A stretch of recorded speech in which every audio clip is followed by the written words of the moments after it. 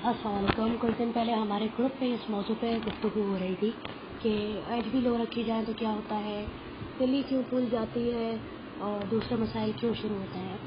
तो ये एक स्लाइड मैंने सेलेक्ट की है डॉक्टर फारूक शाह के प्रेजेंटेशन से। डॉक्टर फारूक शाह एक रिनोन हेमाटोलॉजिस्ट है। वो कहती हैं कि अगर मेरी एचबी कम रखी जाए तो क्या होता है।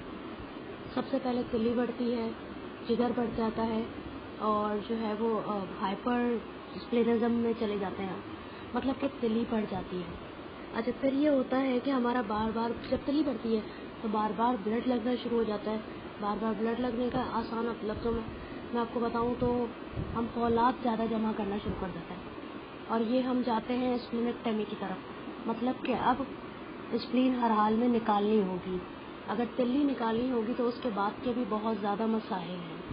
और फिर अगर एचबी लो रखी जाए तो क्या होता है। एचबी लो रखी जाए तो हड्डियों का बढ़ना शुरू हो जाता है, जैसे कि सर की हड्डी का बढ़ना या चेहरे की हड्डी का बढ़ना या दांत जो है वो आपके टेढ़े हो जाते हैं। और फिर वो आकर के लिखती हैं कि वॉल्टन ऑस्टियो प्रोसेस का मतलब है कि हड्डियों का भुरभुरापन और वो बहुत शिद्दत इख्तियार कर जाता है, मतलब ज़्यादा हो जाता है।